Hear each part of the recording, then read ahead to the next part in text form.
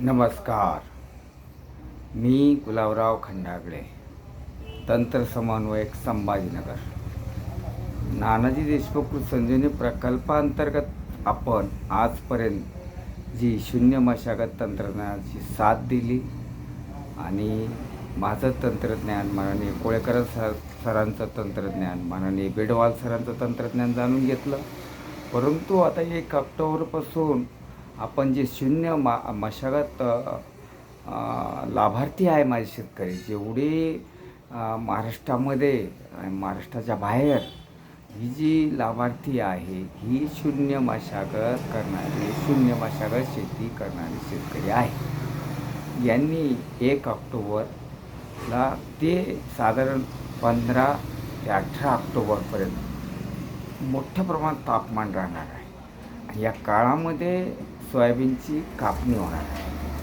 आता सुरुवातीला हे 6-7 दिवसामध्ये मोठ्या प्रमाणात कापणी होणार आहे, पण आपल्याला आहे त्या ओलावा, आहे तो जमिनीमध्ये ओलावा, यासाठी शून्य मशागत तंत्राने हरभरा पेरून घ्यायचा आहे.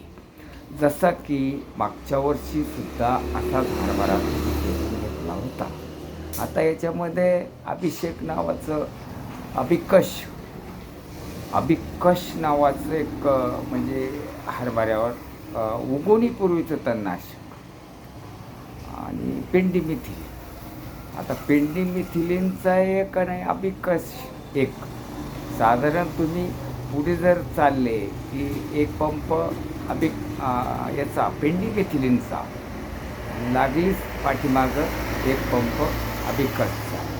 तर मला वाटतं तुमचं पुढचं येणारं बियाणं हे उगणारच नाही गवताचं, आणि फक्त हरभराच बियाणं उगवेल आणि तुमचं कुठलंही याचं गवत उगणार नाही, तणांचं गवत उगणार नाही. हे लक्षात घेणं गरजेचं आहे. पुन्हा एक त्या औषधाची मला पुनरावृत्ती करायची की अभिकश हे औषध तणांचे बीज उगू देत नाही, जसे की पेंडीमिथिलीन. पण पेंडीमिथिलीनच्या पाठीमागं हेच, आणि त्याचं प्रमाण आहे प्रति पंप 100 ते 120 ml. पण हे उगवणीपूर्वीचंच आहे. मग तुम्ही अभिकश मारलं तरी चालेल, पेंडीमिथिलीन मारलं तरीच चालेल. आणि काही शेतकऱ्याचं म्हणणं आहे की दोन जर मारले तरी चालेल, नाही जर मारलं तर अभिकश, पेंडीमिथिलीनच्या ऐवजी अभिकश किंवा पेंडीमिथिलीन प्लस 50 ml आणि अभिकश 120 ml, तरीसुद्धा हरभऱ्यामध्ये येणारं तण हे उगणार नाही. कारण का, त्याचं खूपच प्रभावीपणे रिझल्ट आले, आणि ते आहे UPL कंपनी. आणि अभिकश हे खूपच चांगलं आहे.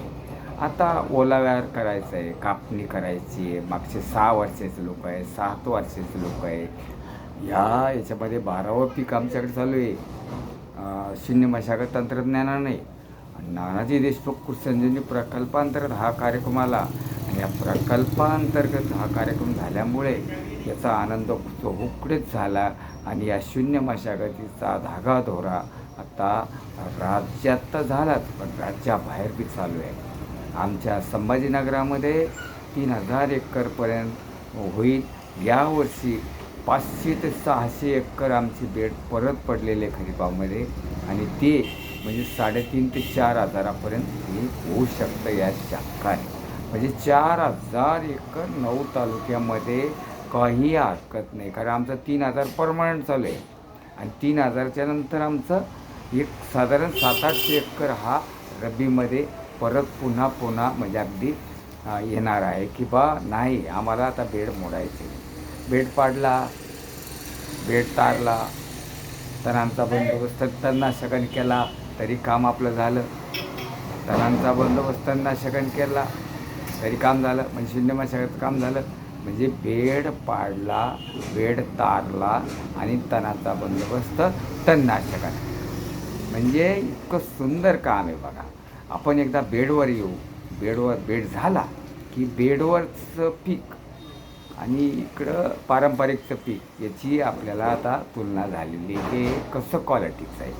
मग आता बेड तारणे आणि तणांचा बंदोबस्त तणनाशकांनाच करायचा आणि तणांचा बंदोबस्त शिफारशीप्रमाणे करायचा. धन्यवाद.